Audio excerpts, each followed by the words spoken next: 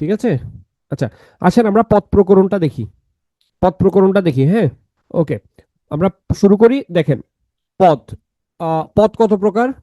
না, বই একটু ডিফারেন্ট। বিসিএস এর ইয়ে হচ্ছে একটু হালকা, একটু ডিফারেন্স তো থাকবেই, তাই না? আচ্ছা, পদ কত প্রকার? হ্যাঁ, পদ 5 প্রকার পড়াইছি। শব্দের ক্লাসে কি পদ 5 প্রকার পড়াইছিলাম? আমরা এখন থেকে পদ কত প্রকার দেখাবো? 8 প্রকার। কত প্রকার দেখাবো? 8 প্রকার দেখাবো, ঠিক আছে। ওকে, পদ দেখেন, এখানে পদের ক্লাসিফিকেশনটা হচ্ছে দুই বইতে দুই রকম, ঠিক আছে। দেখেন, পদ কি? বাক্যে ব্যবহৃত প্রতিটি শব্দকে কি বলে? পদ বলে। বিভক্তিযুক্ত শব্দকে কি বলা হয়? পদ বলে। আচ্ছা, লগ্নক আমরা পড়াইছিলাম না? লগ্নক কি ক্লাসে পড়ানো হয়েছিল না? লগ্নকের ক্লাসের যে ইয়াটা সেটা এখানে তুলে দেওয়া আছে, আপনারা চাইলে এখান থেকে আরেকবার রিভিশন দিয়ে নেবেন। লগ্নকটা আমি অলরেডি একবার আলোচনা করে দিয়েছি। যেহেতু পদের সাথে সম্পর্কিত, তাই এখানে আবার স্লাইডে দেওয়া আছে। আপনারা চাইলে যখন রিভিশন এটা আরেকবার দেখলে এটা আপনার কি হয়ে যাবে, একই সাথে রিভিশন হয়ে যাবে, ঠিক আছে। ওই যে আবার সলগ্নক পদ, অলগ্নক পদও বলেছি। যে যে পদের সাথে লগ্নক যুক্ত থাকে সেটা সলগ্নক পদ, যেটার সাথে যুক্ত থাকে না সেটা অলগ্নক পদ। এবার আসেন পদের প্রকারভেদ। পদ প্রধানত দুই প্রকার। এটা হচ্ছে পুরাতন বই, পাশে ব্র্যাকেটে লেখা আছে দেখেন পুরাতন বই। এখন যদি আসে পদ কত প্রকার, তাহলে আমরা 8 প্রকার দেখাবো। আমরা কত প্রকার দেখাবো? 8 প্রকার দেখাবো, কারণ নতুন বাংলা ব্যাকরণ বোর্ড বইতে 8 প্রকার দেওয়া আছে। নতুন বাংলা ব্যাকরণ বোর্ড বইতে 8 প্রকার দেওয়া আছে। আমি একটু দ্রুত যাব, কারণ পদের পড়াগুলো আসলে আহ, আমি জাস্ট ধরাই দিব, আপনারা পড়তে হবে। এটা আমার পড়ার চাইতেও আপনাদের পড়ার ইয়েটা বেশি এখানে, হ্যাঁ। তবে কঠিন কিছু না, সহজ। সহজ, চ্যাপ্টারটা সহজ। দেখেন, এই যে পদ দুই প্রকার, একটা হচ্ছে সব্যয় পদ আর একটা হচ্ছে অব্যয় পদ। সব্যয় এবং অব্যয় টোটাল আবার হচ্ছে 5 প্রকার। সব্যয় পদ 4 প্রকার, অব্যয় পদ একটা। সব্যয় পদ 4 প্রকারটা কি কি? বিশেষ্য, বিশেষণ, সর্বনাম, ক্রিয়া, ঠিক আছে। বিশেষ্য, বিশেষণ, সর্বনাম, ক্রিয়া 4 প্রকার, আর অব্যয় হচ্ছে 1 প্রকার। 5 প্রকার টোটাল হচ্ছে। পুরাতন বই অনুযায়ী পদ হচ্ছে 5 প্রকার। হ্যাঁ, সব্যয় পদ, অব্যয় পদ, সব্যয় পদ হচ্ছে এই 4 প্রকার। এই 4 প্রকার হচ্ছে সব্যয় পদ, ঠিক আছে। তাহলে পদ মোট হচ্ছে 5 প্রকার পুরাতন বই অনুযায়ী, কেমন? আচ্ছা, এবার আসেন নতুন বই। নতুন বই অনুযায়ী হচ্ছে পদ হচ্ছে 8 প্রকার। নতুন বই অনুযায়ী 8 প্রকার। তাহলে দেখেন আমরা পার্থক্যটা কোন জায়গায় আছে দেখেন তো। দেখেন, বিশেষ্য, বিশেষণ পুরাতনও ছিল, সর্বনাম পুরাতনও ছিল, ক্রিয়া পুরাতনও ছিল। এই যে ক্রিয়া বিশেষণ, আমার পুরাতন বইতে বিশেষণের ক্লাসিফিকেশনে ক্রিয়া বিশেষণ পড়েছি আমি। এরপর দেখেন যোজক এবং আবেগ, এই দুইটা। যোজক, আবেগ এবং অনুসর্গ, এই তিনটাই হচ্ছে, এই যে তিনটা, এই তিনটাই হচ্ছে আমার পুরাতন বইতে যে অব্যয় পদ ছিল, সে অব্যয় পদের প্রকারভেদ। দেখেন, নতুন বইতে কিন্তু অব্যয় দেয় নাই, অব্যয় ভেঙে এই তিনটা আলাদা পদ দিয়েছে, ঠিক আছে। আমি কি বুঝতে পারছি? তাহলে পদ 8 প্রকারের মধ্যে আমার কিছুই আসলে নতুন না। মোটা দাগে হচ্ছে পুরাতন বইতে যা ছিল তা নাম পরিবর্তন হয়েছে, বেসিক্যালি নাম পরিবর্তন হয়েছে। পুরাতন বইতে যা আছে তার নাম পরিবর্তন হয়েছে। কিভাবে, কোনটা কিরকম নাম পরিবর্তন হয়েছে, আমি আজকে স্লাইডে আলোচনা করে দিব এটা, ঠিক আছে। আচ্ছা, পদ, পদ প্রকরণ। পদ ও পদ প্রকরণ। দেখেন, পদ হচ্ছে এমন একটা জিনিস যেটা দুইটা জায়গায় আলোচিত হয়। শব্দ তত্ত্ব আলোচিত হয়, বাক্য তত্ত্ব আলোচিত হয়। পদ ও পদ প্রকরণ শব্দ তত্ত্ব আলোচিত হয়, পদক্রম এবং পদ পরিবর্তন বাক্য তত্ত্ব আলোচনা করা হয়। আসেন, এটা আমরা বিশেষ্য পদ থেকে চলে যাই, অর্থাৎ ক্লাসিফিকেশনে চলে যাই। বিশেষ্য পদ। বিশেষ্য পদ হচ্ছে, আমরা জানি কোনো কিছুর নামকে কি বলে? বিশেষ্য বলে। হ্যাঁ, কোনো কিছুর নামকে বিশেষ্য বলে। এখন দেখেন বিশেষ্য পদ কত প্রকার? বিশেষ্য হচ্ছে 6 প্রকার, মনে রাখবেন। বিশেষ্য পদ 6 প্রকার। 6 প্রকারের মধ্যে কি কি আছে দেখেন তো। নামবাচক বিশেষ্য, নামবাচক বিশেষ্য, জাতিবাচক বিশেষ্য, বস্তু বা দ্রব্যবাচক বিশেষ্য, ঠিক আছে। বস্তুবাচক বিশেষ্য, সমষ্টিবাচক, ভাববাচক বিশেষ্য। ভাববাচক বিশেষ্যের নতুন নাম হচ্ছে ক্রিয়া বিশেষ্য, মনে রাখবেন। ভাববাচক বিশেষ্যের নতুন নাম হচ্ছে ক্রিয়া বিশেষ্য, ঠিক আছে। আর হচ্ছে আপনার গুণবাচক বিশেষ্য। এখান থেকে এই দুইটা আমাদের একটু আলাদা করে দেখতে হবে। আসেন, নামবাচক বা সংজ্ঞাবাচক বিশেষ্য, নাম বিশেষ্য, যেটাকে আমরা ইংরেজিতে প্রপার নাউন বলি। এখন এই যে দেখেন, নামবাচক বিশেষ্য, জাতিবাচক বিশেষ্য, বস্তুবাচক বা দ্রব্যবাচক বিশেষ্য, সমষ্টিবাচক, ভাববাচক এবং গুণবাচক বিশেষ্য। নামবাচক বিশেষ্য, নামবাচক বিশেষ্যের মধ্যে কি কি আছে? নামবাচক বিশেষ্যের মধ্যে হচ্ছে ব্যক্তি নাম হইতে পারে। ব্যক্তি নাম নামবাচক বিশেষ্যের মধ্যে কি হইতে পারে? ব্যক্তি নাম হইতে পারে। ব্যক্তি নামের মধ্যে কি হইতে পারে? ব্যক্তি নামের মধ্যে হচ্ছে আপনার হচ্ছে যে কোনো নাম, যে কোনো নাম হইতে পারে। হ্যাঁ, আপনাদের যে কোনো নাম সেটা হচ্ছে ব্যক্তি নামের মধ্যে পড়তে পারে, ঠিক আছে। আহ, যেমন জায়েদ খান, হিরো আলম, ঠিক আছে, অনন্ত জলিল, হ্যাঁ। এগুলো সবগুলো হচ্ছে কি? নামবাচক বিশেষ্য, কেমন? এগুলো সবগুলো হচ্ছে নামবাচক বিশেষ্য। ডোনাল্ড ট্রাম্প, ঠিক আছে, নামবাচক বিশেষ্য, ব্যক্তির নাম, ঠিক আছে। হ্যাঁ, মাদুরে, হ্যাঁ, ওটা হচ্ছে কি? নামবাচক বিশেষ্য, ব্যক্তির নাম, ঠিক আছে। ওকে, আচ্ছা। এবার আসেন স্থানের নাম। এবার আসেন স্থানের নাম। স্থানের নাম বলতে হচ্ছে কোনো একটা জায়গার নাম, যেমন এই যে আপনার হচ্ছে ভেনেজুয়েলা, কেমন? হ্যাঁ, ভেনেজুয়েলার রাজধানীর নাম কি? ভেনেজুয়েলার রাজধানীর নাম কি? ভেনেজুয়েলার রাজধানীর নাম কি? কারাকাস। ঠিক আছে, কারাকাস। এগুলো হচ্ছে কিসের নাম হবে? স্থানের নাম হবে। হ্যাঁ, স্থানের নাম হবে। এই কথাবার্তা বলতে সাবধান। কোন সময় দেখবেন রাত্রেবেলা ঘুমাচ্ছেন, উঠে ট্রাম কাকু এসে তুলে নিয়ে গেছে গা। ঠিক আছে, তো দেখেন স্থানের নাম। এরপর হচ্ছে ভৌগোলিক সংজ্ঞা। ভৌগোলিক সংজ্ঞা হচ্ছে যে সকল জায়গা ভৌগোলিকভাবে, যে সকল জায়গা ভৌগোলিকভাবে আপনার হচ্ছে কি গড়ে উঠেছে। ভৌগোলিকভাবে, হ্যাঁ, ভৌগোলিকভাবে কিরকম হইতে পারে? মনে করেন একটা নদী, সে কিন্তু একটা ভৌগোলিকভাবে তৈরি হওয়া, যেমন পদ্মা, মেঘনা, হ্যাঁ, তারপর হচ্ছে সাগর মহাসাগরের যে নামগুলো আছে, মনে করেন বঙ্গোপসাগর, ঠিক আছে, আটলান্টিক, হ্যাঁ, এগুলা এগুলো হচ্ছে আপনার কি ভৌগোলিক সংজ্ঞা। আর হচ্ছে গ্রন্থের নাম। গ্রন্থের নাম মানে হচ্ছে যে বিভিন্ন বইয়ের নাম। ঠিক আছে, বইয়ের নাম বলি নাই, বইয়ের নাম বলেছি। অগ্নিবীণা হইতে পারে, ঠিক আছে, তারপর হচ্ছে মনে করেন পদ্মা নদীর মাঝি হইতে পারে, এগুলো তাহলে গ্রন্থের নাম। আমার মোটামুটি নামবাচক বিশেষ্যকে এইভাবে চার ভাগে ভাগ করছে। নামবাচক বিশেষ্য কয় ভাগে ভাগ করছে? চার ভাগে। কি কি? নামবাচক বিশেষ্যকে চার ভাগে ভাগ করছে। একটা হচ্ছে ব্যক্তির নাম, একটা হচ্ছে স্থানের নাম, একটা হচ্ছে ভৌগোলিক সংজ্ঞা, আর একটা হচ্ছে গ্রন্থের নাম। ঠিক আছে, ওকে, আচ্ছা, ওকে। একজন হচ্ছে বিমূর্ত বিশেষ্য নিয়ে পাগল হয়ে যেতেছে। বিমূর্ত বিশেষ্য হচ্ছে অ্যাবস্ট্রাক্ট নাউন। আপনার হচ্ছে যে সকল জিনিসকে, যে সকল নাউনকে ধরা ছোঁয়া যায় না। ঠিক আছে, যেমন এই যে পরীক্ষাতে আপনাদের পারফরমেন্স, পরীক্ষাতে আপনাদের পারফরমেন্স যেটাকে ধরা ছোঁয়া যায় না, মানে এতই খারাপ যে ধরা বা ছোঁয়া কোনোটাই যায় না, হ্যাঁ, যার ফলে ফেল করেন। এই যে পারফরমেন্স, এটা কি বিমূর্ত বিশেষ্য। কেমন?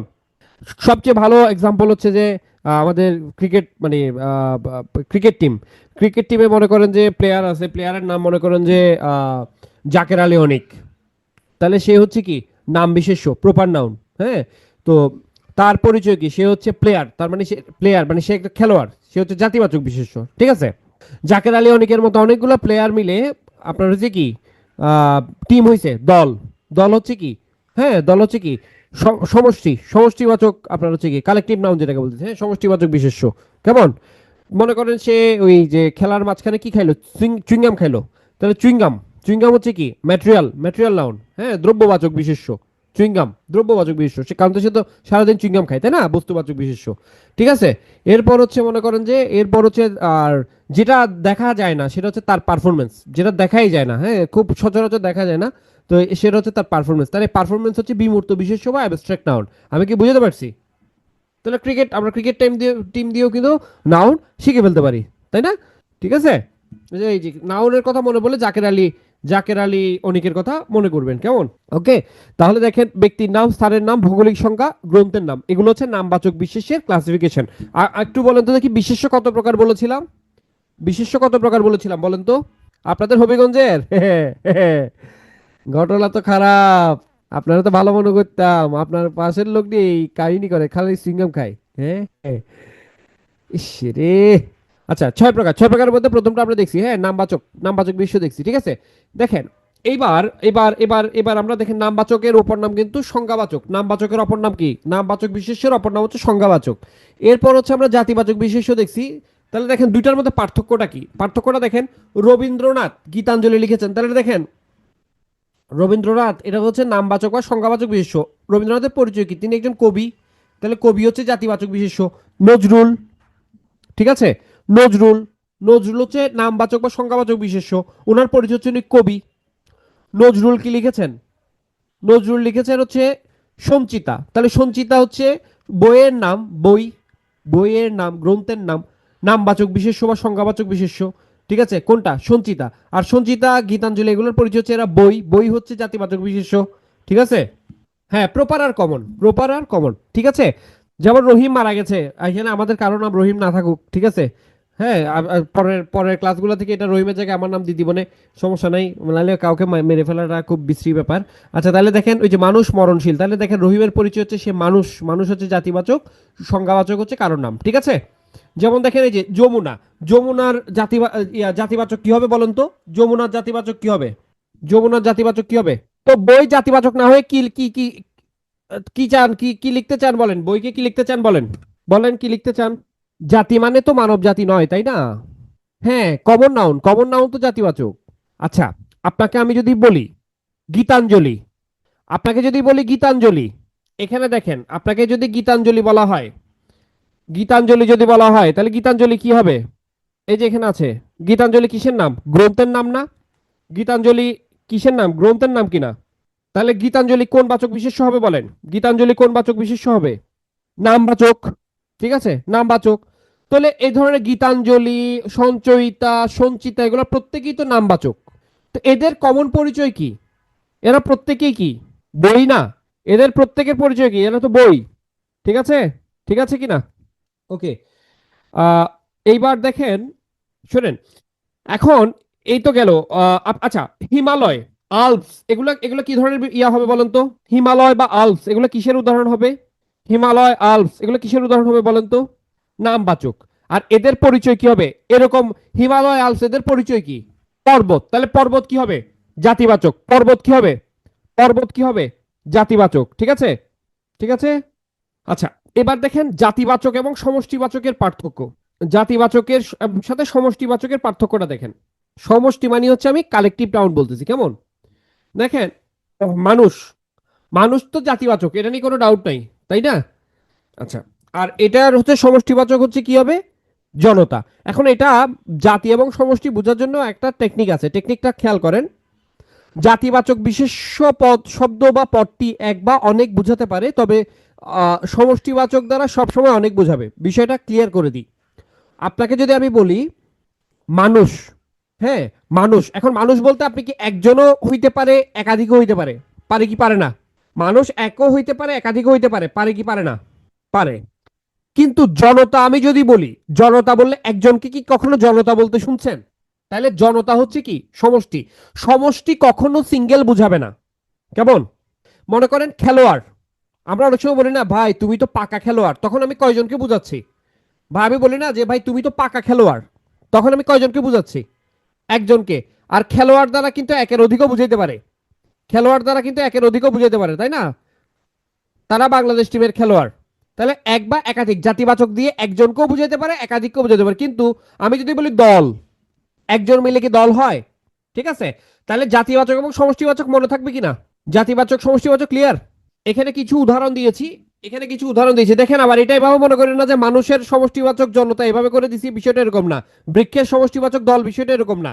আমি এখানে কিছু সমষ্টিবাচকের উদাহরণ দিয়েছি, এগুলো আলাদা আলাদা উদাহরণ। এখানে কিছু জাতিবাচকের উদাহরণ দিয়েছি, মানে জাতিবাচকের মধ্যে আমি মানুষ বসাইতে পারি, মাছ বসাইতে পারি, হ্যাঁ, ঠিক আছে। তারপর হচ্ছে বৃক্ষ বসাইতে পারি, পাহাড় বসাইতে পারি, এগুলো হচ্ছে জাতিবাচক। আর মনে করেন সারি, ঝাঁক, দল, মাহফিল, জনতা, এগুলো সমষ্টিবাচকের উদাহরণ। এবার আসেন ক্রিয়া বিশেষ্য বা ভাববাচক বিশেষ্য। হিমালয় কি? হিমালয় একটা পর্বতের নাম। হিমালয় একটা পর্বতের নাম। এটা কিসের? পর্বতের নাম। আপনার নাম যেমন সৈকত, আপনি মানুষ, ঠিক আছে? ওই হিমালয় হচ্ছে আপনার নামের মতোই নাম। তাহলে কি হবে? নামবাচক। ঠিক আছে। আচ্ছা, এবার দেখেন ক্রিয়া বিশেষ্য বা ভাববাচক বিশেষ্য। দেখেন, ক্রিয়ার ভাব প্রকাশক বিশেষ্যকে ভাববাচক বিশেষ্য বলে। ভাববাচক বিশেষ্য দুই ভাবে গঠন হইতে করা যেতে পারে। ভাববাচক বিশেষ্য দুই ভাবে গঠন করা যেতে পারে। ঠিক আছে, দেখেন, ভাববাচক বিশেষ্য দুই ভাবে গঠন করা যেতে পারে, দুই ভাবে। খেয়াল করেন কিভাবে কিভাবে। একটা হচ্ছে ক্রিয়ার নাম গঠনের মাধ্যমে। ক্রিয়ার নাম কিভাবে গঠন করা যায় দেখেন। যাওয়া, যাওয়া হচ্ছে একটা কাজ, এটার নাম হচ্ছে গমন, যাওয়াকে আমরা গমন বলি। দেখা একটা কাজ, দেখার নাম হচ্ছে দর্শন। পড়া একটা কাজ, এটার নাম হচ্ছে পঠন। খাওয়া একটা কাজ, এর নাম হচ্ছে ভোজন। অর্থাৎ ক্রিয়ার নাম গঠনের মাধ্যমে আপনার হচ্ছে কি হইতে পারে? ভাববাচক বিশেষ্য ক্রিয়ার নাম গঠনের মাধ্যমে আমরা কি করতে পারি? গঠন করতে পারি। ঠিক আছে, কেমন? এইটা ছাড়া, এইটা ছাড়া আরো একভাবে করা যায়। সেটা কিভাবে দেখেন। ধাতুর সাথে ক্রিয়ামূলের অপর নাম কি বলেন তো? ক্রিয়ামূলের অপর নাম কি? ক্রিয়ামূলের অপর নাম কি? ধাতু।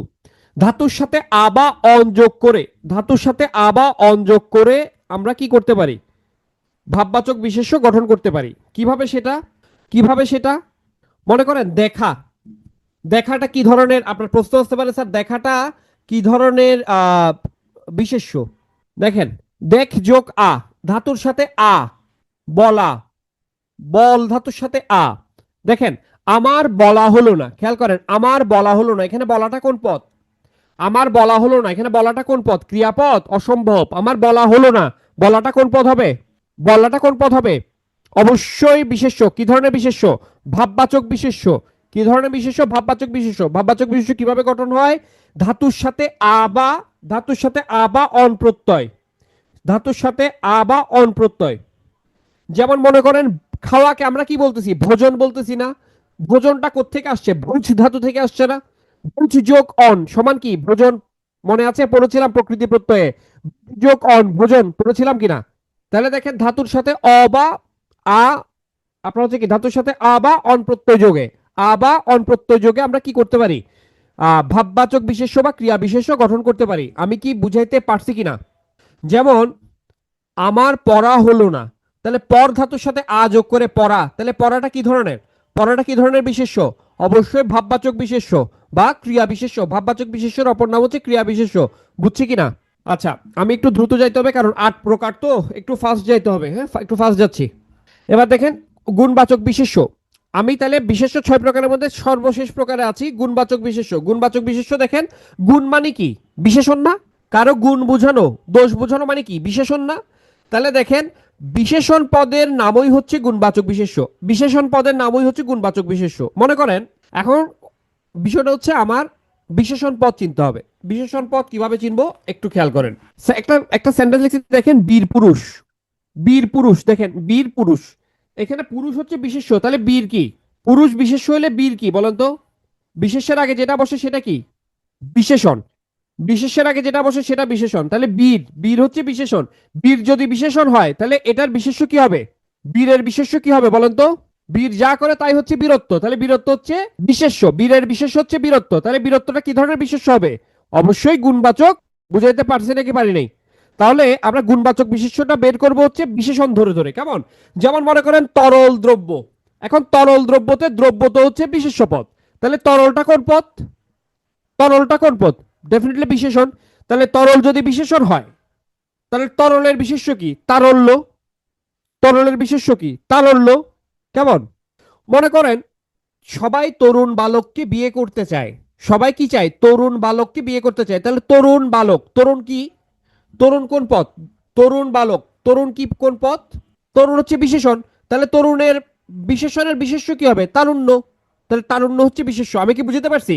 তাহলে পরীক্ষার হলে কখনো যদি আপনার এরকম বিশেষ্য বিশেষণ মধ্যে আসলে কনফিউশনে পড়ে যান, তখন যেটা করবেন শব্দটা নিয়ে চিন্তা করবেন যে তরুণ আছে, তরুণ শব্দটা কি বিশেষ্য না বিশেষণ তো ভুলে গেছি। তাহলে চলেন এটা দিয়ে একটা সেন্টেন্স মেক করি। আমরা কি বলি? তরুণ ছেলে বলি। তাহলে ছেলে বিশেষ্য হইলে তরুণ কি হবে? ডেফিনেটলি বিশেষণ হবে। আচ্ছা, তরুণ বিশেষণ তার মানে তারুণ্য বিশেষ্য। আমি কি বুঝতে পারছি? বুঝছেন কিনা? ঠিক আছে, এতটুকু ক্লিয়ার? ওকে। দেখেন কিছু গুণবাচক বিশেষ্যের উদাহরণ দেখেন। সরলতা, ধৈর্য, মধুরতা, তারুণ্য, এগুলো হচ্ছে গুণবাচক বিশেষ্যের উদাহরণ। দেখেন পদ পরিবর্তন, কিছু বিশেষ্য এবং বিশেষণ এখানে দেওয়া আছে, আপনারা পড়ে নেবেন। যেমন জাতি হচ্ছে বিশেষ্য, জাতীয় হচ্ছে বিশেষণ। স্যার এটা কিভাবে মনে রাখবো? দেখেন বাঙালি জাতি, বাঙালি বিশেষণ, জাতি হচ্ছে বিশেষ্য। আর আমরা কি বলি? জাতীয় পতাকা, পতাকা বিশেষ্য, জাতীয় হচ্ছে বিশেষণ। ঠিক আছে? ওকে। আমরা বলি না তোমার কথা আংশিক সত্য, তোমার কথা আংশিক সত্য। তাহলে আংশিক যদি সত্য হয়, সত্য বিশেষ্য, তাহলে আংশিক কি হবে? আংশিক কি হবে? বিশেষণ হবে। আচ্ছা, আমাকে একটা জিনিস খেয়াল করে দেখেন, সুন্দর, সুন্দর কি বিশেষ্য নাকি বিশেষণ? সুন্দর দুইটাই হইতে পারে, বিশেষ্য হইতে পারে বিশেষণ। শুনেন, কোনো একটা শব্দ সরাসরি বিশেষ্য নাকি বিশেষণ সেটা বলা যাবে না। যেমন আমি যখন বলবো সুন্দর ছেলে, তখন সুন্দর ডেফিনেটলি হচ্ছে বিশেষণ। ঠিক আছে? আবার আমি যখন বলবো সুন্দর মাত্রই আকর্ষণ শক্তি আছে, তখন সুন্দর হচ্ছে বিশেষ্য। তাহলে একটা পদ একই সাথে বিশেষ্য বিশেষণ দুইভাবেই ইউজ হইতে পারে। ঠিক আছে? আচ্ছা, মাধুর্য কি? আচ্ছা খেয়াল করে দেখেন, তার মাধুর্য, তার মাধুর্য আমাকে বিমোহিত করলো। তার মাধুর্য, তাহলে তার পজিটিভ অ্যাডজেক্টিভ মাধুর্য, তখন কি হবে? তার মাধুর্য, তার মাধুর্য হলে মাধুর্য কি হবে? বিশেষ্য হবে। ঠিক আছে? ওকে। ঠিক আছে, এখানে বেশ কিছু আপনার হচ্ছে বিশেষ্য এবং বিশেষণ পরীক্ষায় আসার উপযোগী দেওয়া আছে, আপনারা একটু কষ্ট করে পড়ে নেবেন। এখন বলেন এখানে গুণবাচক বিশেষ্য কোনটা? গুণবাচক বিশেষ্য কোনটা বলেন? ঠিক আছে? ওকে, তাহলে পরের স্লাইড। বলেন তো দেখি এখানে দেখা কোন পদ? অনেকদিন তোমার দেখা পাইনি, দেখা কোন পদ হবে বলেন তো? ভেরি গুড, ভাববাচক বিশেষ্য। কেন? ওই যে দেখ যোগ আ, দেখ যোগ আ, দেখা, তাহলে ক্রিয়াবাচক বা ভাববাচক বিশেষ্য। ঠিক আছে? এই দেখেন সুন্দর মাত্র একটা আকর্ষণ শক্তি আছে, এখানে সুন্দর কোন পদ? এখানে সুন্দর কোন পদ? এখানে সুন্দর হচ্ছে বিশেষ্য। কিন্তু আমি যদি বলতাম সুন্দর ছেলে, আমি যদি বলতাম সুন্দর ছেলে, তখন সেখানে সুন্দরটা কি হয়ে যেত? সেখানে সুন্দরটা বিশেষণ হয়ে যেত। বলেন একের একের বিশেষ রূপ কোনটি? একের বিশেষ রূপ এখানে আপনাদেরকে দেখাইছিলাম, দেখেন এই যে এক, একক, এ দেখেন বিশেষণ হচ্ছে এক, একক বা ঐক্য, একক বা ঐক্য হচ্ছে একের বিশেষ রূপ। এবার আসে সর্বনাম। তাহলে বিশেষ্য বুঝলাম তো, বিশেষ্য বুঝছি সবাই? মাত্র একটা শেষ করছি, আরো 7টা বাকি আছে। আমি কখন শেষ করবো আমি আমি আসলেই জানি না, একমাত্র উপরওয়ালা জানে। আসেন, সর্বনাম হচ্ছে বিশেষ্য পদের পরিবর্তে যে পদ ব্যবহৃত হয় তাকে হচ্ছে আমরা কি বলতেছি? সর্বনাম বলতেছি। কেমন? তাকে আমরা কি বলতেছি? সর্বনাম বলতেছি। বিশেষ্যের পরিবর্তে যেটা বসে সেটা সর্বনাম পদ। দেখেন সর্বনাম হচ্ছে সাকিব ভালো ছেলে, সে নিয়মিত স্কুলে যায়। সাকিবের পরিবর্তে যে বসে সে হচ্ছে, এখন দেখেন সর্বনামের সর্বনাম পদের শ্রেণী বিভাগ। এই সর্বনাম পদের শ্রেণী বিভাগ এখানে যেটা আছে, এটা একটু খেয়াল করেন। আহ, প্রথমটা হচ্ছে ব্যক্তিবাচক সর্বনাম বা পুরুষবাচক সর্বনাম। আমি, আমরা, তুমি, তোমরা, এগুলো হচ্ছে ব্যক্তিবাচক সর্বনাম। আত্মবাচক সং, নিজ, খোদ, আপনি, ঠিক আছে, এগুলো হচ্ছে আপনার আত্মবাচক সর্বনাম। আত্মবাচক সর্বনাম। 2 দিন লাগবে, আমাকে তো ক্লাস 2 দিন দেয় নাই ভাই, আমাকে ক্লাস দিয়েছে একদিন, তো একদিন তো শেষ করতে হবে। আচ্ছা, নির্দেশক। দেখেন নির্দেশক সর্বনাম হচ্ছে এই, এরা, এটি, এরা। আচ্ছা শুনেন, নির্দেশক সর্বনামকে চাইলে 2 ভাগে ভাগ করা যায়। একটা হচ্ছে নৈকট্যবাচক আর একটা হচ্ছে দূরত্ববাচক। দেখেন এ, এই, এটি, এরা, ইহারা, ইনি, এরা হচ্ছে নিকটের মানুষজনকে বোঝাচ্ছে, তাহলে এগুলো হচ্ছে নৈকট্যবাচক। আর ওই, ওইসব, ওগুলো হচ্ছে দূরের জিনিসকে বোঝাচ্ছে, তাহলে এটা হচ্ছে দূরত্ববাচক। ঠিক আছে? ঠিক আছে, তাহলে নির্দেশক গেল। এবার হচ্ছে অনির্দিষ্ট, যেটা দ্বারা স্পেসিফিক কিছু বোঝানো যাবে না, সেটা হচ্ছে দেখেন কোনো, কেহ, কেউ, এগুলো হচ্ছে অনির্দিষ্টতাবাচক সর্বনাম।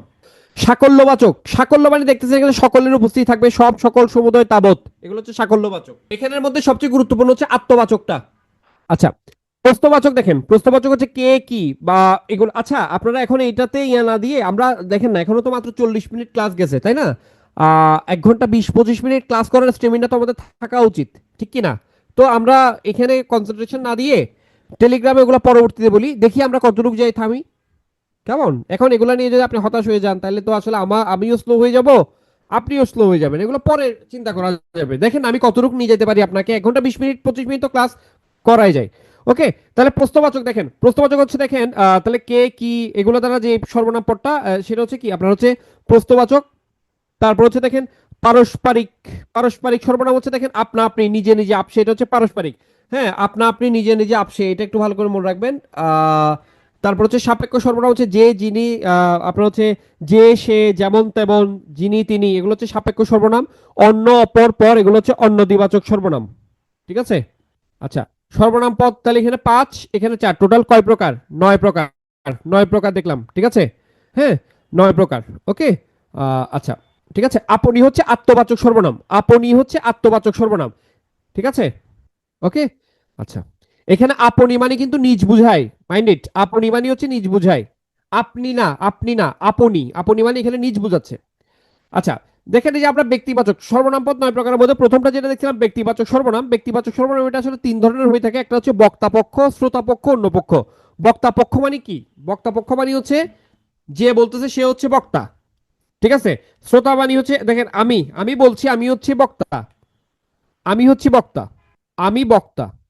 কেমন? আপনি শুনছেন, তাহলে তুমি শুনছো, তুমি হচ্ছে শ্রোতা। আর সে উপভোগ করছে, সে হচ্ছে অন্য পক্ষ। আমাকে বলেন তো ইংরেজিতে পার্সন কত প্রকার? ইংরেজিতে পার্সন কত প্রকার বলেন? ওকে, এবার বলেন তো আমার বান্ধবী কোন পার্সন? আমার বান্ধবী কোন পার্সন? আমার বান্ধবী কোন পার্সন? হ্যাঁ, আমার বান্ধবী কোন পার্সন? শুনেন, আনফরচুনেটলি আর আনফরচুনেটলি আমরা অনেকেই পার্সন চিনি না। আজকে চলেন ইংরেজির পার্সনটা আপনাদেরকে চিনাই দিই। ঠিক আছে? পার্সন কত প্রকার? পার্সন হচ্ছে 3 প্রকার। পার্সন হচ্ছে 3 প্রকার। 3 প্রকারের মধ্যে ফার্স্ট পার্সন আই এবং we, first person. Second person you, second person কি? ইউ। এই 3টা অক্ষর বাদ দিয়ে বা 3টা শব্দ বাদ দিয়ে, আই, উই এবং ইউ বাদ দিয়ে পৃথিবীতে যা কিছু আছে সব হচ্ছে থার্ড পার্সন। এখন আমি, আই, ফার্স্ট পার্সন। আমার গার্লফ্রেন্ড, এখন আপনার মনে হতে পারে স্যার আমি যদি ফার্স্ট পার্সন হই, আমার গার্লফ্রেন্ড তো আমার মধ্যেই আছে, তাহলে সে তো ফার্স্ট পার্সন হওয়ার কথা না। আমার গার্লফ্রেন্ড লিখি আমরা মাই মাই গার্লফ্রেন্ড, এখানে আই লিখি না কিন্তু, থার্ড পার্সন। আমি ফার্স্ট পার্সন, আমার চোখ থার্ড পার্সন। ঠিক আছে? ওকে, আই, উই এবং ইউ বাদ দিয়ে বাকি পৃথিবীতে যা কিছু আছে সব হচ্ছে থার্ড পার্সন। যারা যারা পার্সন নিয়ে কনফিউজ ছিলেন, ভুল আনসার করেছেন, আশা করছি এন্টায়ার লাইফে পার্সন আর সমস্যা হবে না। পার্সনের ক্ষেত্রে মনে রাখবেন আই থাকলে, আই মানে শুধু আই থাকতে হবে, এখানে আমার মা, আমার বাপ, আমার বউ, আমার জামাই সব বাদ। আমি মানে শুধু আমি। উই মানে আমরা, মানে শুধু আমরা, আমাদের স্কুল, আমাদের কলেজ, ঠিক আছে, আমাদের গার্লফ্রেন্ড, হ্যাঁ, আমাদের বয়ফ্রেন্ড, এভাবে করলে হবে না, ওগুলো মানে বাদ। ঠিক আছে, তার মানে আমরা মানে শুধু আমরা, উই মানে উই, ঠিক আছে, আর কোনো কিছু না, আমাদের কোনো কিছু না, ঠিক আছে। হ্যাঁ, আপনার বউ অবশ্যই থার্ড পার্সন। ওকে, তাহলে এটা পার্সন গেল। এখন দেখেন ওই যে পার্সন যেটা, সেটা এখানে বলা হচ্ছে, দেখেন এটা তিন ধরনের হয়ে থাকে। একটা হচ্ছে বক্তা পক্ষ, যিনি বলছেন, শ্রোতা পক্ষ মানে যিনি শুনছেন, আর একটা হচ্ছে অন্য পক্ষ।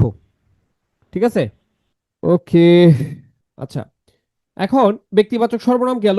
এবার দেখেন সাপেক্ষ সর্বনাম। সাপেক্ষ সর্বনাম তো আমরা দেখছি একটু আগে, তাই না? সাপেক্ষ সর্বনাম আমরা দেখছি যিনি, তিনি, যে, সে, যারা, তারা, ঠিক আছে। এগুলো হচ্ছে কি আপনার সাপেক্ষ সর্বনাম। কেমন? এগুলো হচ্ছে সাপেক্ষ সর্বনাম। আচ্ছা, ওকে। আচ্ছা, প্রশ্ন আসছে কি ব্যতিহারিক সর্বনাম। ব্যতিহারিক সর্বনাম বলতে ওই যে আপনার, আমরা এখানে যেটা পড়াইছি এটাকে ব্যতিহারিক সর্বনাম বলে।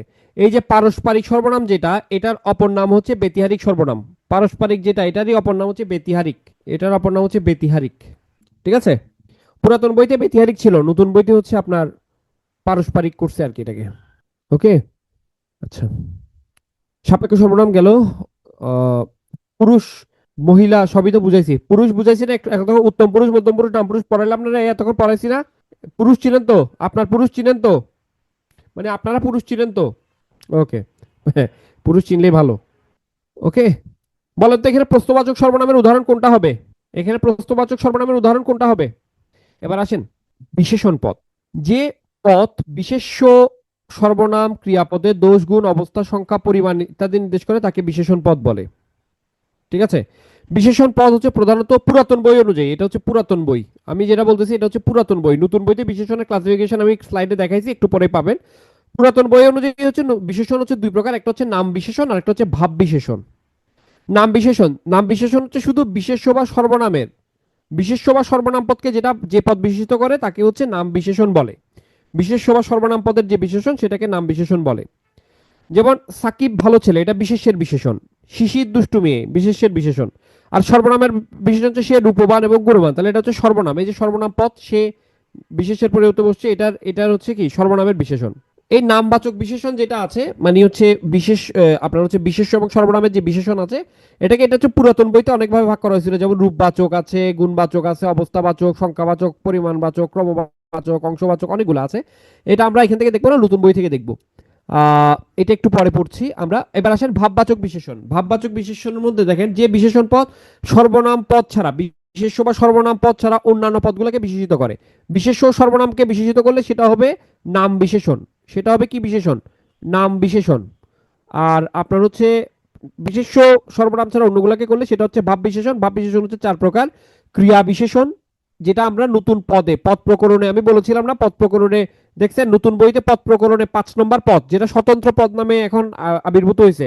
হ্যাঁ, স্বতন্ত্র পদ নামে আবির্ভূত হয়েছে, সেটা হচ্ছে ক্রিয়া বিশেষণ। কেমন? তারপর তারপর হচ্ছে বিশেষণের বিশেষণ, যে যে বিশেষণটা আরেকটা বিশেষণ পদকে বিশেষিত করে। একটা হচ্ছে অব্যয়ের বিশেষণ, আর একটা হচ্ছে বাক্যের বিশেষণ। কখনো কখনো এমন হয় যে কোনো একটা পদ পুরো বাক্যকে কি করছে, বিশেষিত করছে, তখন সেটাকে বলা হচ্ছে কি, তখন সেটাকে বলা হচ্ছে বিশেষণের বিশেষণ। কেমন? ঠিক আছে, যেমন ক্রিয়া বিশেষণ দেখেন, ধীরে ধীরে বায়ু বয়। এখানে ক্রিয়া হচ্ছে বায়ু বইতেছে, এটা হচ্ছে ক্রিয়া। কিভাবে বয়? উত্তর হচ্ছে ধীরে ধীরে। তার মানে কাকে বিশেষিত করছে? ক্রিয়াকে বিশেষিত করছে, ক্রিয়া বিশেষণ। এবার বিশেষণের বিশেষণ দেখেন, মনে করেন, দেখেন, মনে করেন একটু ধীরে চলো। ধীরে চলো, এটা ধীরেটা হচ্ছে বিশেষণ, একটু হচ্ছে বিশেষণের আপনার কি হলো বিশেষণ। যেমন দেখেন, সামান্য একটু খাবার দাও, একটু হচ্ছে বিশেষণ, একটু হচ্ছে বিশেষণ। এই বিশেষণকে সামান্য একটু, কতটুকু, একটুকে আবার বিশেষিত করছে সামান্যটা দিয়ে, তাই এটা হচ্ছে বিশেষণের বিশেষণ। যে বিশেষণটা আরেকটা বিশেষণকে বিশেষিত করছে সেটা হচ্ছে বিশেষণের বিশেষণ। অব্যয়ের বিশেষণ হচ্ছে অব্যয় পদ বা অব্যয় পদের অর্থকে বিশেষিত করে। যেমন ধিক তারে শতধিক নির্লজ্জ যেজন, এই ধিক হচ্ছে অব্যয় পদ। ধিক হচ্ছে অব্যয় পদ, এখানে কত দিক দিচ্ছি, শতধিক, এখানে শত হচ্ছে ধিককে বিশেষিত করছে, তাই এটা হচ্ছে অব্যয়ের বিশেষণ। আর বাক্যের বিশেষণ কখনো কখনো এমন হয়, কখনো কখনো এমন হয় পুরা একটা পদ পুরা বাক্যকে বিশেষিত করছে। যেমন দেখেন, আজ সারাদিন ইলেকট্রিসিটি ছিল না, এটা হচ্ছে পুরা বাক্য। আর এই যে আজ সারাদিন ইলেকট্রিসিটি ছিল না, এটাই হচ্ছে দুর্ভাগ্য। এই দুর্ভাগ্যক্রমে এটা হচ্ছে বাক্যের বিশেষণ। কিভাবে হইলো দেখেন, দুর্ভাগ্যক্রমে শব্দটা আজকেও বিশেষিত করলো না, সারাদিনকেও বিশেষিত করলো না, ইলেকট্রিসিটিকেও বিশেষিত করলো না, বরং সারা দিনের মানে পুরো সেন্টেন্স যেটা ছিল আজ সারাদিন ইলেকট্রিসিটি ছিল না, পুরো একটা বাক্যকে কি করছে, বিশেষিত করছে। ঠিক আছে, ঠিক আছে। এবার দেখেন নতুন বই অনুযায়ী বিশেষণের প্রকারভেদ। এখানে আর নাম বিশেষণ ভাব বিশেষণ উভয় করে ভাগ, সরাসরি আপনার এখানে চলে আসছে টোটাল 11টা। টোটাল 11টা কিরকম দেখেন, এই যে বর্ণবাচক বিশেষণ, মনে করেন নীল আকাশ, তাহলে আকাশের কালার বোঝাচ্ছে নীল, বর্ণবাচক বিশেষণ। ঠিক আছে, বর্ণবাচক বিশেষণ। এরপর আসেন হচ্ছে গুণবাচক বিশেষণ। তাহলে দেখেন চালাক ছেলে, চালাক ছেলে। তো বর্ণবাচক বিশেষণের মধ্যে আরো কিরকম হইতে পারে, নীল আকাশ হইতে পারে, হ্যাঁ, সবুজ মাঠ হইতে পারে, কি হইতে পারে, সবুজ মাঠ হইতে পারে, হ্যাঁ, সবুজ মাঠ হইতে পারে, মাঠ হইতে পারে। তারপর হচ্ছে কি, হলুদ পাখি হইতে পারে, হলুদ পাখি, হলুদিয়া পাখি, হলুদ পাখি হইতে পারে। এগুলো হচ্ছে বর্ণবাচক। তাহলে গুণবাচক বিশেষ, গুণবাচকের মধ্যে হচ্ছে চালাক ছেলে, হ্যাঁ, তারপর হচ্ছে মনে করেন যে সৎ লোক, লোকের গুণ হইতে পারে না, এটা সৎ লোক, কেমন, সৎ লোক, কেমন। তারপর হচ্ছে মনে করেন দক্ষ কারিগর। ঠিক আছে, তাহলে দক্ষ কারিগর, কারিগরের কি বোঝাচ্ছে, এটা গুণ বোঝাচ্ছে, দক্ষ কারিগর। অবস্থা, অবস্থা মানে যে দেখেন চলন্ত ট্রেন, যেটা এই মুহূর্তে যে অবস্থাটা বোঝাচ্ছে, যে বিশেষণ দিয়ে কোনো অবস্থা বোঝায়। যেমন হচ্ছে মনে করেন মুমূর্ষু রোগী, তার মানে রোগীটার বর্তমান অবস্থা কি, মুমূর্ষ, রোগীটার বর্তমান অবস্থা কি, মুমূর্ষ, তার মানে মুমূর্ষু রোগী। আচ্ছা, মুমূর্ষু বানান কি আমরা সবাই পারি, মুমূর্ষু বানান পারি কিনা, সবাই কি মুমূর্ষু বানানটা পারি, মু মুর সু, প্রথমটা রস্যুকার, শেষেরটা রস্যুকার, মাঝখানেরটা দীর্ঘকার। এটা মনে রাখার একটা টেকনিক আছে, জাদুকরি টেকনিক আছে, শিখবেন, জাদুকরি টেকনিক শিখবেন, মুমূর্ষ জীবনে ভুলবেন না। মুমূর্ষ কারা হয়, মুমূর্ষ কারা হয় মানে রোগীরা। এই মুমূর্ষ বানানে এই যে প্রথম নিচে যা আছে, মধ্যস্বর নিচে যারা আছে, এই দুজন হচ্ছে হোমিও ডাক্তার। তাহলে মুমূর্ষ রোগী তো ডাক্তারের কাছেই যাবে। তাহলে এরা কিরকম ডাক্তার, হোমিও ডাক্তার। এক মাঝখানে জন হচ্ছে রোগী, মাঝখানের মনে হচ্ছে রোগী। তো ওই হোমিও ডাক্তারের কাছে গেলে রোগ যা হবে হোক, হোমিও ডাক্তারের প্রথম ট্রিটমেন্ট কি, গালটা ধরে, মানে গালটা চিপে ধরে গালটাকে ফুটা করবে, এই যে ফুটা করছে, এরপর হচ্ছে এখানে এবার টিপে টিপে ওষুধ ঢুকাই দিবে এখানে। ঠিক আছে, এই যে মাঝখানে যে রোগী গাল হা করছে, এই দুইজন হচ্ছে, দুই পাশে দুইজন হচ্ছে হোমিও ডাক্তার ওষুধ খাওয়াইতেছে। ঠিক আছে, ওকে। তাহলে মুমূর্ষ এভাবে করে আমরা মনে রাখবো, কেমন। তাহলে মুমূর্ষ রোগী, মুমূর্ষ রোগী হচ্ছে কিরকম, এটা হচ্ছে আমার কি, মুমূর্ষ রোগী, এটা হচ্ছে অবস্থা বোঝাচ্ছে, হ্যাঁ, অবস্থাবাচক বিশেষণ। ঠিক আছে, ওকে। এই কি সব বলে না দেখবেন, মুমূর্ষ যখন আপনার হচ্ছে পরীক্ষার হলে আসবে, এখন পারতেছেন, এখন অটো ডিকশনারি আছে, হ্যাঁ, তারপর হচ্ছে অনেক রিল্যাক্সে আছে, ওখানে গিয়ে দেখবেন সবগুলো যখন ইকার উকার উকার থাকতে থাকবে, সবগুলো যখন উকার থাকবে, তখন দেখবেন মাথা ঘুরে যাবে, হায় রে এটা তো কোনটা যেন ছিল মাথা থেকে ভুলে গেছি। তখন স্যারের এই কথাটা মনে রাখবেন, মুমূর্ষ মানে হচ্ছে রুগী, মাঝখানে যে রোগী ছিল, যে হোমিওপ্যাথি ওষুধ খাইতে গিয়ে গাল হা করছিল। ঠিক আছে, গাল হা করছিল, দুই পাশে দুইজন হচ্ছে ডাক্তার। ঠিক আছে, এক্সামে ভুল করছিলেন না, ভুল হবে আমি জানি, এগুলো ভুল হয়, এগুলো ভুল হয়। কিছু জিনিস যতই পড়বেন পড়েন না কেন, পরীক্ষার হলে যখন একই টাইপের সিমিলার টাইপের যখন ওয়ার্ড দেখি, তখন আসলে এগুলা পরীক্ষার চাপে হোক আর যেখানেই হোক এইগুলো ভুল হয়ে যায়। মনে রাখবেন একটা কথা, সবচাইতে সহজ জিনিসগুলোতেই আসলে আমাদের ভুলটা আমরা বেশি করি। ওই যে মেয়েরা এত হাসে কেন, আপনার এক্সাম্পল শুনে, ছেলেরা তুলনামূলক কম হাসে। মানে মানুষের যখন মানে খায় দায়ে কাম থাকে না, তখন মানুষজন হয় আপনার মতো চিন্তা করে, নাহলে ডোনাল্ড ট্রাম্প হয়ে যায়। কার কার কোন জায়গা থেকে কাকে ধরে তুলে নিয়ে আসবে ওই চিন্তা, নাইলে হচ্ছে কে কারটাতে হাসছে কারটাতে কাঁদছে এই চিন্তা। ঠিক আছে, কি বলে মেয়েরা আমার কথা হাসে কেন, ভাই রে ভাই, কত কিছু অ্যানালাইসিস করে ফেলে। আমি চিন্তা করি যে একটা ক্লাসের মধ্যে বসে বসে কত কিছু অ্যানালাইসিস করে ভাই, কত কিছু।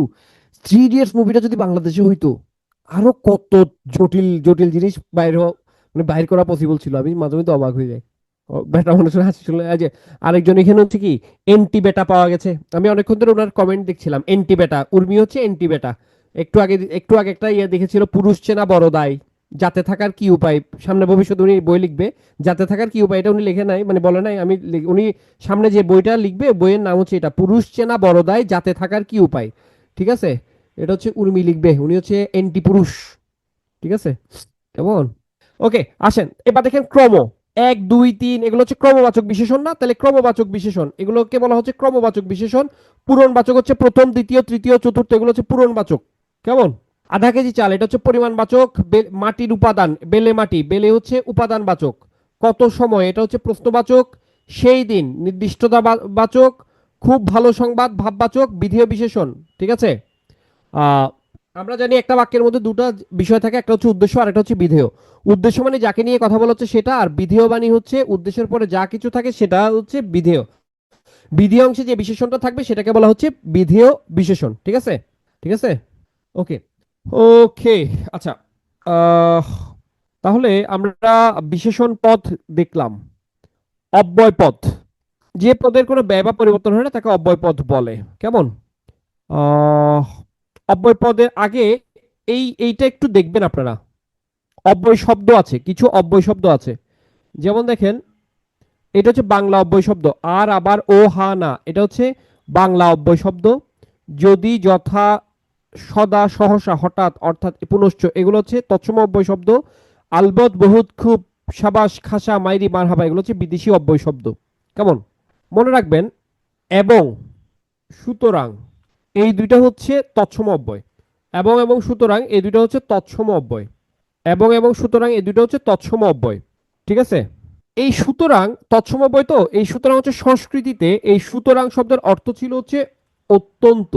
আর এবং শব্দের অর্থ সংস্কৃতিতে হচ্ছে মোস্ট প্রবাবলি এমন। এবং মানে হচ্ছে সংস্কৃততে এবং এমন বুঝায়, সুতরাং বলতে অত্যন্ত বুঝায়। এখন এগুলো যখন বাংলা ভাষায় আসছে, বাংলা ভাষায় যখন আসছে তখন এরা কি হয়েছে, অর্থ চেঞ্জ হয়ে গেছে। এবং মানে আমি বাংলা ভাষাতে বুঝতেছি ও, সুতরাং মানে হচ্ছে অতএব বুঝতেছি। ঠিক আছে, ওকে। আচ্ছা, তাহলে আমরা বাংলা অব্যয় শব্দ দেখছি, এখন আমরা দেখবো অব্যয় পদ। অব্যয় পদ মূলত হচ্ছে চার প্রকার। অব্যয় পদ মূলত হচ্ছে চার প্রকার। একটা হচ্ছে সমুচ্চয়ী অব্যয়, একটা হচ্ছে সমুচ্চয়ী অব্যয়। কেমন? একটা হচ্ছে সমুচ্চয়ী অব্যয়, একটা হচ্ছে আপনার অনন্যই অব্যয়। একটা হচ্ছে সমুচ্চয়ী অব্যয়, একটা হচ্ছে অনন্যই অব্যয়। কেমন? একটা হচ্ছে সমুচ্চয়ী অব্যয়, একটা হচ্ছে অনন্যই অব্যয়, একটা হচ্ছে আপনার অনুসর্গ অব্যয়। কেমন? একটা হচ্ছে অনুসর্গ অব্যয়। কেমন? ওকে। এই যে সমুচ্চয় অব্যয়, এইটা এই যে অব্যয় পদ, আমরা তো নতুন বাংলা ব্যাকরণ বোর্ড বইতে অব্যয় পদ নাই। এই যে সমুচ্চয় অব্যয়, সমুচ্চয় অব্যয়ের পরিবর্তিত নাম হচ্ছে যোজক। অনন্যই অব্যয়, এটার পরিবর্তিত নাম হচ্ছে আবেগ। ঠিক আছে, অনন্যই অব্যয়ের পরিবর্তিত নাম হচ্ছে আবেগ। ঠিক আছে, আমরা যে নতুন বাংলা ব্যাকরণ বোর্ড বইতে আবেগ দেখি, আবেগ শব্দটা দেখি, সেটা হচ্ছে এটা। কেমন? আচ্ছা, এটা হচ্ছে আপনার মনে মনে রাখবেন, এই যে পদাম্বয় অব্যয়, আর এটা হচ্ছে, এটা দেখেন, সরি, এটা অনুকার অব্যয়, মনে রাখবেন, অনুকার অব্যয়, অনুকার, অনুকার অব্যয়, অনুকার অব্যয়, পদাম্বয় অব্যয় বা অনুসর্গ, এই চার প্রকার। ঠিক আছে, সমুচ্চয় অব্যয়। সমুচ্চয় অব্যয়ের নতুন বইয়ের নাম কি বলেন তো? সমুচ্চয় অব্যয়ের নতুন বইয়ের নাম কি? সমুচ্চয় অব্যয়ের নতুন বইয়ের নাম হচ্ছে যোজক। ঠিক আছে, যোজক। যোজক মানে আমরা যেটাকে কনজাংশন বলছি আর কি, যেটাকে আমরা কি বলছি, কনজাংশন বলছি। কেমন? তাহলে সমুচ্চয় অব্যয়, সমুচ্চয় অব্যয়গুলো তিন ভাবে হইতে পারে। একটা হচ্ছে সংযোজক, একটা হচ্ছে বিয়োজক, আর একটা হচ্ছে সংকোচক। সংযোজক, বিয়োজক, সংকোচক। সংযোজক দেখেন, যেটা সংযোগ ঘটাচ্ছে ও এবং, ঠিক আছে, তাই, এগুলো হচ্ছে সংযোজক অব্যয়। বিয়োজক মানে হচ্ছে একটা বা আরেকটা, রাকিব কিংবা সাকিব, এটা হচ্ছে বিয়োজক, কিংবা বা, এটা হচ্ছে বিয়োজক। আর সংকোচক হচ্ছে কিন্তু। কেমন? ওকে, কিন্তু, বরং, তথাপি, যদ্যপি, এগুলো হচ্ছে সংকোচকের উদাহরণ, সংকোচক অব্যয়ের উদাহরণ। অর্থাৎ আমার মোদ্দা কথা হচ্ছে, সমুচ্চয় অব্যয় অপর নাম হচ্ছে যোজক। সমুচ্চয় অব্যয়ে আমরা যেগুলো যেগুলো ব্যবহার করি, সমুচ্চয় অব্যয়ের মধ্যে আছে সংযোজক, বিয়োজক, সংকোচক। সংযোজক, বিয়োজক এবং সংকোচক যে অব্যয়গুলো, এগুলো মিলেই হচ্ছে যোজক। ঠিক আছে, যোজক আমি আলাদাভাবে পড়াবো, এই জন্য আর এখানে ডিটেল দেখাচ্ছি না। যোজক আমরা আলাদাভাবে দেখব। এবার আসেন অনন্যই অব্যয়। অনন্যই অব্যয় হচ্ছে কি, যে যেসব অব্যয় পদ নানা ভাব বা অনুভূতি প্রকাশ করে, যেটাকে আমরা আবেগ বলতেছি। ঠিক আছে, যেটাকে আমরা কি বলতেছি, আবেগ বলতেছি। ঠিক আছে, যেমন হচ্ছে মরি মরি কি সুন্দর সকাল, উচ্ছ্বাস প্রকাশ করছি, স্বীকৃতি হ্যাঁ আমি যাব, স্বীকৃতি প্রকাশ করছি, সম্মতি প্রকাশ করছি, অনুমোদন প্রকাশ করছি, এগুলোকে বলা হচ্ছে অনন্যই অব্যয়। আর নতুন বইতে যেগুলোর নাম হয়েছে আবেগ শব্দ, নতুন বইতে যেগুলো, যেটা নাম হয়েছে আবেগ। ঠিক আছে, নতুন বইতে যেটা নাম হয়েছে আবেগ। ওকে, আচ্ছা, ওকে। তাহলে দেখেন, এবার অনুকার। হ্যাঁ, এবং কি হবে, এবং যোজক হবে, এবং যোজক হবে, সংযোজক অব্যয় হবে। আপনার হচ্ছে সমুচ্চয় অব্যয় তো তিন প্রকার না, সমুচ্চয় অব্যয় তিন প্রকার, একটা হচ্ছে সংযোজক, বিয়োজক, আর একটা হচ্ছে সংকোচক। এবং ও, এগুলো হচ্ছে সংযোজক অব্যয়। আচ্ছা, ঠিক কোন জায়গা থেকে আপনার ফার্স্ট লেগেছে বলেন? ঠিক কোন জায়গা থেকে ফার্স্ট লেগেছে বলেন তো, মানে কোথা থেকে ধরতে পারছেন না বলেন। মাত্র 1 ঘন্টা গিয়েছে, মাত্র 1 ঘন্টা গিয়েছে ক্লাসের। আপনি আপনার বলেন যে কোন জায়গা থেকে প্রবলেম হচ্ছে, মানে কোন জায়গা থেকে মনে হয়েছে যে ফার্স্ট আর একটু স্লো হলে ভালো হতো, মানে কোথা থেকে মিস করে গেছেন সেটা বলেন। আমার কাছে তো মনে হয় না পার্সোনালি, আমি অনেক ফাস্ট পড়েছি, আমার কাছে মনে হচ্ছে আমার অসুস্থতার পর থেকে খুবই স্লো। আচ্ছা এবার দেখেন, অনুকার মানি হচ্ছে ধন্যাত্মক শব্দ, ঠিক আছে, মনে রাখবেন অনুকার মানি হচ্ছে ধন্যাত্মক শব্দ। অনুকার, আচ্ছা ধন্যাত্মক আপনাদেরকে আগে পড়াইছিলাম না একটা ইয়াতে, ধন্যাত্মক ওই যে শব্দদিত্য চ্যাপ্টারটা পড়াইছিলাম আপনাদেরকে, শব্দদিত্য আপনাদেরকে পড়াই নাই মনে হয় এখনো না, পড়াই দিব, এটা বোর্ড বইয়ের পড়া, এটা পড়াই দিব আমি। শব্দদিত্য তো পড়াই নাই না, আচ্ছা না পড়াইলে কোনো সমস্যা নেই, এটা আমি পড়াই দিব, খুব গুরুত্বপূর্ণ একটা চ্যাপ্টার, পড়াই দিব, টেনশন নেই। এখন আপাতত একটা কথা মনে রাখবেন, ধন্যাত্মক অনুকার মানি হচ্ছে ধন্যাত্মক। ধন্যাত্মক মানেই হচ্ছে কি, ধন্যাত্মক মানেই হচ্ছে আপনার, ধন্যাত্মক মানেই হচ্ছে কোনো কিছুর আওয়াজ, কোনো কিছুর আওয়াজকে ধন্যাত্মক বলে। যেমন হচ্ছে ছেলেটা ভেউ ভেউ করে কাঁদছে, ঠিক আছে, যেমন মেয়েরা কি করে, ভে ভেউ করে কাঁদে, তাই না, তার মানে এই যে কান্নার আওয়াজ। তারপর হচ্ছে যেমন এই যে অনুকার যেমন বজ্রের ধ্বনি কি বলছি কর্কর, তুমুল বৃষ্টির শব্দ ঝমঝম, স্রোতের শব্দ বলছি কলকল, বাতাসের শব্দ বলছি শনশন। এই শব্দগুলোর নাম কিন্তু ভালো করে পড়বেন, এগুলো কিন্তু অনেক সময় পরীক্ষায় দিয়ে দেয় যে স্রোতের ধ্বনিকে আসলে কি বলে। তাহলে এই যে এটা আওয়াজ, যেমন শুকনো পাতার শব্দ কি মর্মর, তাই না, তাহলে এই যে কোনো কিছুর আওয়াজ, কোনো কিছুর আওয়াজকে বলতেছে ধন্যাত্মক। ঠিক আছে, আর এই পদগুলোকে বলা হচ্ছে ধন্যাত্মক অব্যয় পদ বা অনুকার অব্যয় পদ। নুপুরের আওয়াজ রুমঝুম, সিংহের গর্জন গড়গড়, ঘোড়ার ডাক চিহি চিহি, কোকিলের ডাক কুহু কুহু, চুরির শব্দ টুং টাং, ঠিক আছে, ঠিক আছে। এবার আসেন ক্রিয়াপদ, এবার আসেন ক্রিয়াপদ। ক্রিয়া যতটুক পড়াইছি এতটুকুর মধ্যে কোন জায়গাতে ধরতে পারেন নাই আমাকে একটু বলেন, কোনোটা কঠিন লাগছে কিনা, কোনোটাতে প্রবলেম হয়েছে কিনা বলেন। দ্বিরুক্তি শব্দটা নেই, নতুন নাম হচ্ছে শব্দদ্বিত্ব, এটা আমি পড়াই দিব ক্লাসে, হ্যাঁ এটা পড়াই দিব। দ্বিরুক্তি শব্দ 3 প্রকার, তার মধ্যে একটা হচ্ছে ধন্যাত্মক দ্বিত্ব, শব্দদ্বিত্ব 3 প্রকার, একটা হচ্ছে ধন্যাত্মক দ্বিত্ব, ওই ধন্যাত্মক দ্বিত্বের একটা ইয়ে হচ্ছে এটা আর কি। এই পর্যন্ত কারো কোনো অসুবিধা হয়েছে কিনা বলেন। স্বাভাবিকভাবে অসুবিধা হতে পারে, অস্বাভাবিক কোনো কিছু না। আমাকে বললে আমি আপনাকে দরকার হলে আমি আবার রিপিট করব, কোনো প্রবলেম নাই। ধরতে পারছি কিন্তু গোলমাল লাগতেছে স্যার। এগুলো কিন্তু সব তো আপনাদের আগের পড়া, আপনারা হচ্ছে বিশেষ্য পদ আগে পড়ছেন না, বিশেষণ আগে পড়েছেন, কেমন। আচ্ছা, ক্রিয়াপদটা খুব জরুরি আমাদের জন্য, ক্রিয়াপদটার মধ্যে আমি যেগুলো মার্ক করবো ওগুলো পড়বেন ভালো করে, কেমন। ক্রিয়াপদের মধ্যে আমি যেগুলো বলবো ওগুলো ভালো করে মার্ক করে পড়বেন। ক্রিয়াপদ তো আপনারা বুঝেন, ক্রিয়া মানে হচ্ছে কি কাজ, তাই না, ক্রিয়া মানে হচ্ছে কাজ, ঠিক আছে। ওকে, একটু রিল্যাক্স, 30 সেকেন্ডস রিল্যাক্স থাকেন, ঠিক আছে।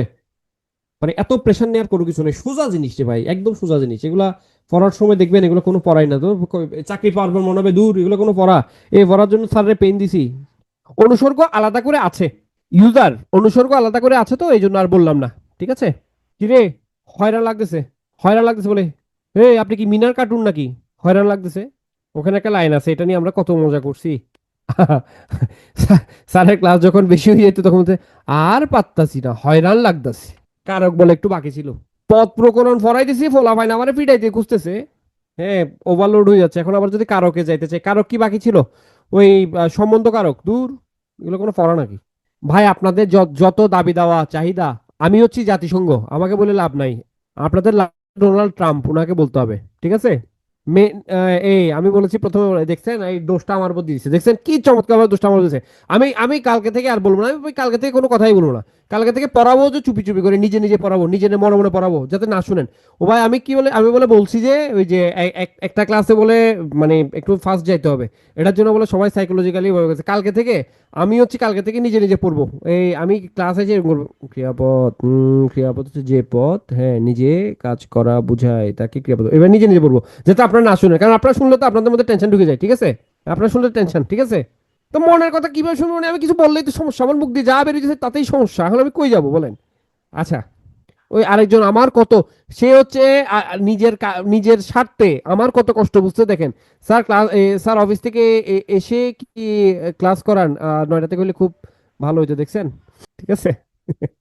আচ্ছা আসেন, বিজ্ঞাপন বিরতি শেষ, বিজ্ঞাপন বিরতি শেষ, এবার আসেন আবার আবার শুরু করি। ওকে, ক্রিয়াপদ, ও হো হো, ক্রিয়ার প্রকারভেদ। সরাসরি আসেন, ক্রিয়া মানে কাজ করাকে ক্রিয়া বলে, ক্রিয়ার প্রকারভেদ, বিভিন্নভাবে ক্রিয়াকে ভাগ করা যায়। ক্রিয়ার প্রকারভেদ, ক্রিয়াকে বিভিন্নভাবে ভাগ করা যায়। নাম্বার 1, ভাব প্রকাশের দিক থেকে, একটা হচ্ছে সমাপিকা আর একটা হচ্ছে অসমাপিকা, আপনারা জানেন, এটা আমার বলার কিছু নাই। ভাব প্রকাশের দিক থেকে ক্রিয়াপদ হচ্ছে 2 প্রকার, একটা হচ্ছে সমাপিকা ক্রিয়া আর একটা হচ্ছে অসমাপিকা ক্রিয়া।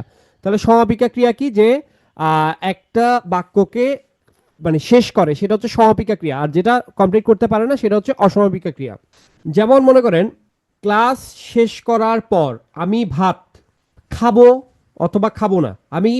আমি এতটুকু পর্যন্ত বললাম, তার মানে হচ্ছে আমি এখানে দেখেন বাক্যটা কি হলো না, কমপ্লিট হলো না। কেমন? আর আচ্ছা, আরেকটা বলি আপনাদেরকে। মনে করেন সে বিয়ে করে, করাটা হচ্ছে ক্রিয়াপদ। তাহলে সে বিয়ে করে কি হইতে পারে? বিদেশ যাবে, সে বিয়ে করে কক্সবাজার যাবে, সে বিয়ে করে বিষ খাবে, সে বিয়ে করে ফাঁসি খাবে, অনেক কিছু হইতে পারে। কিন্তু আমি যখন বলবো সে বিয়ে করে, এখন বিয়ে করার পরে বাক্যটা কি কমপ্লিট হয়েছে নাকি হয় নাই? সে বিয়ে করে বাক্যটা কি কমপ্লিট হয়েছে নাকি হয় নাই? হয় নাই। সে বিয়ে করে আত্মহত্যা করবে, এখন বাক্যটা কি হয়েছে? কমপ্লিট হয়েছে, কারণ সে বিয়ে করে আত্মহত্যা করবে। আমরা আমরা বুঝে গেছি যে সে বিয়ে করার মানে ফজিলতটা কি তার জন্য। ঠিক আছে? তাহলে সে বিয়ে করে আপনার হচ্ছে কি ওই আমি যদি এতটুকু বলি, তখন এখানে যে ক্রিয়াটা সে বিয়ে করে, এখানে করে যে ক্রিয়াপদটা, এটা কি সমাপিকা না অসমাপিকা ক্রিয়া বলেন? অসমাপিকা ক্রিয়া। আর সে বিয়ে করে আত্মহত্যা করবে, তখন এখানে কি হচ্ছে? সমাপিকা ক্রিয়া। তার মানে ভাব প্রকাশের দিক থেকে দুই প্রকার, সমাপিকা অসমাপিকা। বুঝতে পারছি তো? হ্যাঁ, ফাইনিট আর নন ফাইনিট, ফাইনিট আর নন ফাইনিট এটা। ঠিক আছে? এবার দেখেন সমাপিকা ক্রিয়া, দেখেন বাবু ঘুমাচ্ছে। হ্যাঁ, তাহলে এটা হচ্ছে সেন্টেন্সটাকে ক্লিয়ার কমপ্লিট করেছে। এখন দেখেন সে বিয়ে করে, কি হবে? সে বিয়ে করে কি হবে? সে বিয়ে করে কি করবে? সে বিয়ে করে হচ্ছে মনে করেন যেটা বললাম, সুইসাইড করবে বা ডিভোর্স দিবে, যাই করবে করেন। তাহলে দেখেন অসমাপিকা ক্রিয়া শেষে ইয়া, ইলে, ইতে এগুলো, এই বিভক্তিগুলো যুক্ত থাকে।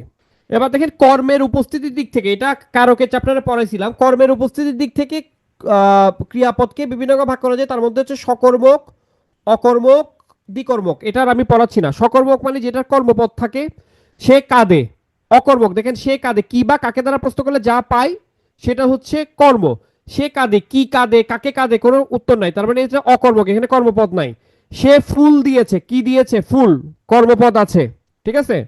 আর দ্বিকর্মক তো বুঝেছি কালকে, ওই যে বস কলম দিলেন। ঠিক আছে? হ্যাঁ, ওই যে দ্বিকর্ম ক্রিয়া, দেখেন বাবা মেয়েকে বাইক কিনে দিলেন, কি দিয়েছেন? বাইক। কাকে দিয়েছেন? মেয়েকে। তাহলে এটা হচ্ছে দ্বিকর্ম ক্রিয়ার উদাহরণ। আহ সমধাতুজ কর্ম কালকে বুঝেছি। এইটা হচ্ছে গুরুত্বপূর্ণ আপনাদের জন্য। গঠন অনুসারে ক্রিয়াপদ 5 প্রকার, এটা মনে রাখবেন। গঠন অনুসারে ক্রিয়াপদ 5 প্রকার, এটা মনে রাখবেন। ঠিক আছে? আহ, গঠন অনুসারে ক্রিয়াপদ হচ্ছে 5 প্রকার। একটা হচ্ছে, প্রথমটা হচ্ছে সরল ক্রিয়া। সরল ক্রিয়া মানে সরল ক্রিয়া, যেটা হচ্ছে আপনার নর্মালি আমরা যেগুলো বলি, যেমন আমি ভাত খাই, আমি স্কুলে যাই, সে ঘুমায়, সে নাচে, এগুলো হচ্ছে সরল ক্রিয়া। প্রযোজক ক্রিয়া আপনারা পারবেন না, কালকে পড়াইছিলাম না প্রযোজক ক্রিয়া। প্রযোজক ক্রিয়া পারবেন? প্রযোজক ক্রিয়াও আমরা পারবো। তাহলে আমার এখন দরকার হচ্ছে কি যৌগিক ক্রিয়া। যৌগিক ক্রিয়া মানে হচ্ছে অসমাপিকা এবং সমাপিকা মিলে যে ক্রিয়া, সেটাই হচ্ছে যৌগিক ক্রিয়া। অসমাপিকা এবং সমাপিকা মিলে যে ক্রিয়া, সেটাই হচ্ছে যৌগিক ক্রিয়া। অসমাপিকা ক্রিয়া এবং সমাপিকা ক্রিয়া মিলে যে ক্রিয়াটা হবে সেটা হচ্ছে যৌগিক ক্রিয়া। স্যার তাহলে এটা কিরকম একটু বুঝাই দেন। ওকে, এটা বুঝাচ্ছি। এখন প্রথম একটা অসমাপিকা ক্রিয়া থাকবে, পরেরটা হচ্ছে সমাপিকা ক্রিয়া। মনে করেন ঘটনাটি শুনে, ঘটনাটি শুনে, এটা কি সেন্টেন্সটাকে কমপ্লিট করছে? ঘটনাটি শুনে, এটা কি বাক্যটা কমপ্লিট হয়েছে? ঘটনাটি শুনে না। আমি যদি বলি ঘটনাটি শুনে, তার মানে এখানে শুনে এটা কোন পদ? ঘটনাটি শুনেটা, শুনে এটা, শুনেটা কোন পদ? ঘটনাটি শুনে, শুনে হচ্ছে অসমাপিকা ক্রিয়া, তাই না? শুনেটা অসমাপিকা ক্রিয়া না? শুনে। এখন আমি যদি বলি ঘটনাটি শুনে রাখো, আমি যদি বলি ঘটনাটি শুনে রাখো, তাহলে শুনে রাখো, রাখোটা হচ্ছে সমাপিকা ক্রিয়া, আর শুনেটা হচ্ছে অসমাপিকা ক্রিয়া। তার মানে অসমাপিকা এবং সমাপিকা মিলে যে ক্রিয়াটা, যখন একটা অসমাপিকা ক্রিয়া এবং একটা সমাপিকা ক্রিয়া পাশাপাশি থাকবে, তখন তাদের নাম হয়ে যাবে যৌগিক ক্রিয়া। আমি কি বুঝতে পারছি? ঠিক আছে? অসমাপিকা এবং সমাপিকা পাশাপাশি মানেই সেটাই হচ্ছে যৌগিক ক্রিয়া। আচ্ছা, আমাদের যে দুইটা জিনিস নতুন, সেটা হচ্ছে নাম ধাতুর ক্রিয়া এবং মিশ্র ক্রিয়া। যে দুইটা জিনিস আমাদের নতুন, এটা হচ্ছে নাম ধাতুর ক্রিয়া এবং মিশ্র ক্রিয়া। ঠিক আছে? নাম ধাতুর ক্রিয়া এবং মিশ্র ক্রিয়া। মিশ্র ক্রিয়ার অপর নাম মনে রাখবেন সংযোগ ক্রিয়া। মিশ্র ক্রিয়ার অপর নাম মনে রাখবেন সংযোগ ক্রিয়া। মিশ্র ক্রিয়াতে যাওয়ার আগে আমি নাম ধাতুর ক্রিয়াটা বলতেছি, একটু খেয়াল করেন। মিশ্র ক্রিয়াতে যাওয়ার আগে আমি নাম ধাতুর ক্রিয়াটা বলছি, একটু খেয়াল করবেন। নাম ধাতুর ক্রিয়ার ক্ষেত্রে তিনটা জিনিস আমরা মনে রাখবো: বিশেষ্য, বিশেষণ, বিশেষ্য, বিশেষণ এবং ধর্নাত্মক। ধর্নাত্মক মানে আমি কি বলছিলাম একটু আগে বলেন তো? ধর্নাত্মক মানে আমি কি বলেছিলাম? কোনো কিছুর আওয়াজ, কোনো কিছুর আওয়াজ। আমরা দাঁত ব্যথা হইলে কি বলি? দাঁত ব্যথা হইলে কি বলি? দাঁতটা কি করতেছে? কন কন করতেছে বলি না? ব্যথায় কি করতেছে বলি? কন কন করতেছি বলি কিনা? কন কন।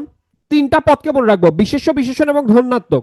মনে রাখবেন বিশেষ্য বিশেষণ এবং ধনাত্মকের সাথে আবা আনো প্রত্যয় যোগে যে ক্রিয়া গঠিত হবে সেটাই হচ্ছে আপনার নামধাতুর ক্রিয়া। নামধাতুর ক্রিয়া হচ্ছে কি? নামধাতুর ক্রিয়াটা কি? নামধাতুর ক্রিয়া হচ্ছে তিনটা পদের সাথে বিশেষ্য বিশেষণ বা ধনাত্মকের সাথে আবা আনো যুক্ত হবে। তার মানে কন কন আনো, তাহলে কি ধরনের ক্রিয়া হবে বলেন তো? কন কন আনো, ওই যে কন কন ধনাত্মক ছিল, কন কনের সাথে আনো যুক্ত হয়েছে, তাহলে কন কন আনো কি ধরনের ক্রিয়া হবে? নামধাতুর ক্রিয়া হবে। কি ধরনের ক্রিয়া হবে? নামধাতুর ক্রিয়া হবে। ঠিক আছে, বুঝছি কিনা? তাহলে নামধাতুর ক্রিয়া মানে কি? বিশেষ্য বিশেষণ বা ধনাত্মক শব্দ প্লাস আবা আনো। ঠিক আছে, ওকে, বুঝছি তো। এইবার যেটা দরকার আমার বাকি অংশটা কি থাকলো? আমি নামধাতুর ক্রিয়া বুঝলাম, আমার একটাই বাকি আছে, সেটা হচ্ছে কি? মিশ্র ক্রিয়া। মিশ্র ক্রিয়াটা খুব ইজিলি বলতেছি, খেয়াল করেন। মিশ্র ক্রিয়ার আরেকটা হচ্ছে সংযোগ ক্রিয়া। সংযোগ ক্রিয়া, মিশ্র ক্রিয়াটা বলতেছি, খুব ভালো করে খেয়াল করেন। বিশেষ্য বিশেষণ বা ধনাত্মকের পরে, বিশেষ্য বিশেষণ বা ধনাত্মকের পরে কর দে পা যা, কর দে পা যা, কাট গা ছাড় ধর, এগুলো যদি থাকে তাইলেই হচ্ছে মিশ্র ক্রিয়া। অনেক কঠিন, এত কঠিনের দরকার নাই। আমাকে বলেন, যে কোনো একটা বিশেষ্য থাকবে, যে কোনো একটা বিশেষ্য থাকবে, যে কোনো একটা বিশেষণ থাকবে, বা যে কোনো একটা অনুকার থাকবে, ধনাত্মক থাকবে, এরপর যদি ক্রিয়াপদ থাকে তাইলেই হচ্ছে মিশ্র ক্রিয়া। স্যার কিভাবে একটু বুঝাই দেন। কনকনাচ্ছে, কনকনাচ্ছে, এটা কি ধরনের? আমার দাঁতটা কনকনাচ্ছে, এটা কি ধরনের ক্রিয়া? কনকনানো কি ধরনের ক্রিয়া ছিল? ধনাত্মক কোনো ক্রিয়া নাম হইছে? নামধাতুর ক্রিয়া ছিল। কি ধরনের ক্রিয়া ছিল? নামধাতুর ক্রিয়া ছিল। ঠিক আছে, ওকে। এখন আমি যদি বলি আমার দাঁত কন কন করছে, খেয়াল করেন, কন কন আছে আর বলতেছি না, বলছি কন কন করছে। তার মানে এভাবে করে সহজভাবে এভাবে করে রাখবেন, বিশেষ্য বিশেষণ বা ধনাত্মক শব্দ প্লাস ক্রিয়া, ওই যে কন কন করছে, করছেটা ক্রিয়াপদ, কন কন ধনাত্মক, কন কন করছে, তখন এটা মিশ্র ক্রিয়া। আমি মনে হয় বুঝাইতে পারি নাই, আমি মনে হয় ব্যর্থ হইলাম বুঝাইতে। শুনেন, যদি কনকনের সাথে আবা আনো যুক্ত হয়ে যেত তখন সেটা হয়ে যেত নামধাতুর ক্রিয়া, কিন্তু এখন তো আবা আনো যুক্ত হয় নাই, আবা আনো যুক্ত হয় নাই। কনকন ঠিক আছে, এরপর ক্রিয়া যুক্ত হয়েছে, কনকন ঠিক আছে, কনকন করছে, তখন হচ্ছে মিশ্র ক্রিয়া। সিমিলারলি মনে করেন আমরা লালবাগ কেল্লা দর্শন করলাম, দর্শন করলাম, তাহলে দর্শন বিশেষ্য পদ না? দেখার কাজকে কি বলে? দর্শন বলে। দর্শন বিশেষ্য পদ না? তাহলে দর্শন করলাম, বলছি করলাম, তাহলে এটা কি হয়? দর্শন করলাম, তখন এটা কি হবে? তখন এটা কি ধরনের ক্রিয়া হবে? মিশ্র ক্রিয়া হবে। ভাই আমি কি বুঝাতে পারছি? এগুলো খুবই গুরুত্বপূর্ণ, বিশেষ করে নামধাতুর ক্রিয়া, মিশ্র ক্রিয়া, যৌগিক ক্রিয়া প্রশ্ন আসবে। বুঝছেন কিনা বলেন? তোমাকে দেখে প্রীত হলাম, ভেরি গুড, প্রীত হলাম, তাহলে কি ধরনের ক্রিয়া হবে? মিশ্র ক্রিয়া হবে। কেমন? ঝিমঝিম করছে, মিশ্র ক্রিয়া। কিন্তু আমি যদি বলি মাথা ঝিমঝিমাচ্ছে, আমি যদি বলি মাথা ঝিমঝিমাচ্ছে, তখন সেটা হবে নামধাতুর ক্রিয়া। ওকে, এই যে যৌগিক ক্রিয়া দেখাইলাম, প্রযোজ্য ক্রিয়া। এই দেখেন আপনাদের জন্য খুব চমৎকার স্লাইড আপনাদের জন্য ইয়ে করা, মা ছেলেকে বউ দেখাচ্ছেন কালকে, যেটা দেখাতে চাইছি আপনাদেরকে। ঠিক আছে, প্রযোজ্য ক্রিয়া, নামধাতুর ক্রিয়া, মিশ্র ক্রিয়া। এই দেখেন এখানে কর দে পা ছা, দেখেন তাজমহল দর্শন করলাম, প্রীত হলাম। ঠিক আছে, এই যে ঝমঝম করে বৃষ্টি পড়ছে, ঝমঝম করে বৃষ্টি পড়ছে, মাথা ঝিমঝিম করছে। ঠিক আছে, একটা ক্রিয়াপদ দিয়ে বলবে এটা কি ধরনের ক্রিয়া। কেমন? এবার আসেন ক্রিয়া বিশেষণ। ক্রিয়া বিশেষণ যদিও আমরা পড়ছি, ক্রিয়া বিশেষণ যদিও আমরা পড়ছি নতুন নতুন বইয়ে যেভাবে আছে, আমরা একটু করে দেখে নিই। ক্রিয়া বিশেষণ হচ্ছে যে ক্রিয়াটা বিশেষণকে কি করে, যে ক্রিয়া শব্দ ক্রিয়াকে বিশেষিত করে, যে ক্রিয়া শব্দ ক্রিয়াকে বিশেষিত করে তাকে ক্রিয়া বিশেষণ বলে। কেমন? যেমন তাহলে ক্রিয়া বিশেষণগুলো কিরকম দেখেন। ধরনবাচক, টিপ টিপ বৃষ্টি পড়ছে, ধরনবাচকটাকে আনতে হবে হচ্ছে কিভাবে দ্বারা প্রশ্ন করলে যেটা পাবো। হ্যাঁ, টিপ টিপ বৃষ্টি পড়ছে, কিভাবে বৃষ্টি পড়ছে? উত্তর হচ্ছে টিপ টিপ। কিভাবে পড়ছে? টিপ টিপ। টিপ কিভাবে দ্বারা প্রশ্ন করলে যেটা পাই সেটা হচ্ছে ধরনবাচক। কখন দ্বারা প্রশ্ন করলে যেটা পাই সেটা হচ্ছে কালবাচক ক্রিয়া বিশেষণ। আজকাল ফলের চেয়ে ফুলের দাম বেশি, আজকাল, কখন? আজকাল। কোথায় দ্বারা প্রশ্ন করলে যেটা পাই সেটা হচ্ছে স্থানবাচক। মিছিলটি সামনে এগিয়ে যায়, কোথায় এগিয়ে যায়? সামনে এগিয়ে যায়। ঠিক আছে। না নি, এই কালকে প্রশ্ন আসছিল, নাটা কি ধরনের বিশেষণ? না হচ্ছে নেতিবাচক ক্রিয়া বিশেষণ। ঠিক আছে, সে এখন যাবে না, নাটা কি ধরনের, কি ধরনের পদ? এটা হচ্ছে নেতিবাচক ক্রিয়া বিশেষণ। নেতিবাচক ক্রিয়া বিশেষণ, না নি এটা হচ্ছে নেতিবাচক ক্রিয়া বিশেষণ। মনে রাখবেন, না হচ্ছে স্বতন্ত্র পদ হিসেবে আলাদা বসে, নি স্বতন্ত্র পদ হিসেবে আলাদা বসে না, একসাথে বসে। ঠিক আছে। আর একটা কথা মনে রাখবেন, পদানুক্রিয়া বিশেষণ। পদানুক্রিয়া বিশেষণ মনে রাখবে এভাবে, কি যে বানাতো, বাক্যের মধ্যে যদি কোথাও কি যে বা না তো, মানে এগুলো যদি আলাদা আলাদা ভাবে দেখেন, কি অথবা যে অথবা বা, অথবা না, অথবা তো, এরকম যদি আলাদা আলাদা ভাবে দেখেন তখন এগুলোকে বলা হবে পদানুক্রিয়া বিশেষণ। ঠিক আছে? অনুসর্গ জাস্ট এখান থেকে পড়বেন। অনুসর্গগুলো দুই প্রকার, একটা হচ্ছে সাধারণ অনুসর্গ আর একটা হচ্ছে ক্রিয়াজাত অনুসর্গ। অনুসর্গ কি? অনুসর্গ হচ্ছে যেসব শব্দ কোন শব্দের পরে বসে শব্দটিকে বাক্যের সঙ্গে সম্পর্কিত করে তোলে সেগুলোকে বলা হচ্ছে অনুসর্গ। অনুসর্গকে দুই ভাগে ভাগ করা যায়, একটা হচ্ছে সাধারণ অনুসর্গ আর একটা হচ্ছে ক্রিয়াজাত অনুসর্গ। সাধারণ অনুসর্গ, ক্রিয়াজাত অনুসর্গগুলো হচ্ছে ক্রিয়া থেকে উৎপত্তি, আর যে অনুসর্গগুলো ক্রিয়া থেকে উৎপত্তি না সেগুলো হচ্ছে সাধারণ অনুসর্গ। ঠিক আছে? যেমন হচ্ছে মাথার উপরে নীল আকাশ, এই যে উপরে, এটা হচ্ছে সাধারণ অনুসর্গ। কার কাছে গেলে জানা যাবে, কাছে, সাধারণ অনুসর্গ। কিন্তু দেখেন থাক থেকে, থাকা থেকে থেকে, এই যে দেখেন ঢাকা থেকে বরিশাল, ভালো করে খেয়ে নাও, করে, এগুলো হচ্ছে ক্রিয়া থেকে উৎপত্তি হয়েছে, এগুলোকে ক্রিয়াজাত অনুসর্গ বলে। যোজক আমরা পড়িয়েছিলাম। যোজক নতুন বইতে দেখতে হবে, নতুন বইয়ে একটু ভালো করে খেয়াল করেন, আমি এটা যেভাবে বলতেছি দেখেন। সাধারণ যোজক হচ্ছে ও এবং, এগুলো হচ্ছে সাধারণ যোজক। বিকল্প মানে কি? বা, না হয়, অথবা দিয়ে তো আমরা বিকল্প বুঝি। বিকল্প মানে হচ্ছে এটা না হয় ওটা, তাই না? বিকল্প। বিরোধ যোজক মানে হচ্ছে কি দেখেন, কিন্তু। হ্যাঁ, এ ধরনের যোজক বাক্যে দুটি অংশের সংযোগ ঘটায় এবং প্রথম বাক্যের সঙ্গে বিরোধ তৈরি করে, কিন্তু, তবু, এটা। কারণ শব্দটা থাকলে, তাই শব্দটা থাকলে হবে কারণ যোজক।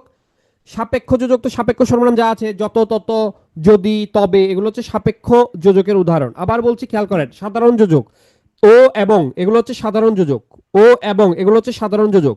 বিকল্প যোজক হচ্ছে বা, না হয়, ঠিক আছে, এগুলো হচ্ছে বা করিম কিংবা রহিম। ঠিক আছে, এগুলো হচ্ছে বিকল্প যোজক। বিরোধ যোজক হচ্ছে তবু, কিন্তু। বিরোধ মানে হচ্ছে মনে করেন আমি একটা কাজ করছি, এটার যে ফলটা আসার কথা ছিল এটা অপোজিট ফল হয়েছে, তার মানে এটা হচ্ছে বিরোধ যোজক হবে। কারণ যোজকের মধ্যে হচ্ছে কারণ, তাই, এই শব্দগুলো থাকবে। সাপেক্ষ যোজক তো দেখলাম। ঠিক আছে, সাপেক্ষ যোজক তো দেখলাম, গেল। এবার আসেন আবেগ। আবেগটা হচ্ছে আমরা ওখানে যেটা দেখে আসছিলাম। আবেগটা অব্যয়ের চ্যাপ্টারে কি নাম ছিল বলেন তো? আবেগটা অব্যয়ের চ্যাপ্টারে কি নাম ছিল? অব্যয়ের চ্যাপ্টারে কি নাম ছিল? এত তাড়াতাড়ি ভুলে গেলে হবে? অনন্যই ছিল না? অনুকার মানে কি? অনুকার মানে ধনাত্মক, ধনাত্মক তো ছিল না। আবেগ তো আর ধনাত্মক হয় না। অনন্যই ছিল, অনন্যই, অনন্যই ছিল। তাহলে ওই যে অনন্যই অব্যয়, এখন নতুন নাম হচ্ছে আবেগ। তাহলে কি কি? সিদ্ধান্ত আবেগ, হা না যেগুলো, এগুলো হচ্ছে সিদ্ধান্ত। এটা হচ্ছে সিদ্ধান্ত আবেগ। প্রশংসা মানে এটা তো, এটা আপনার একদম ইজি, প্রশংসা আবেগ তো দেখলে বুঝবেন। বিরক্তি আবেগটা একটু পড়বেন। বিরক্তি আবেগের মধ্যে হচ্ছে ছি ছি, জ্বালা, এগুলো অবজ্ঞা, ঘৃণা, বিরক্তি প্রকাশ করলে বিরক্তি আবেগ হয়। আতঙ্ক আবেগ, কোন কাতরতা যদি বুঝায় সেটা হচ্ছে আতঙ্ক আবেগ। বিস্ময় আবেগ তো দেখলে বোঝা যাবেই। করুণা আবেগ আছে। Thank you so much.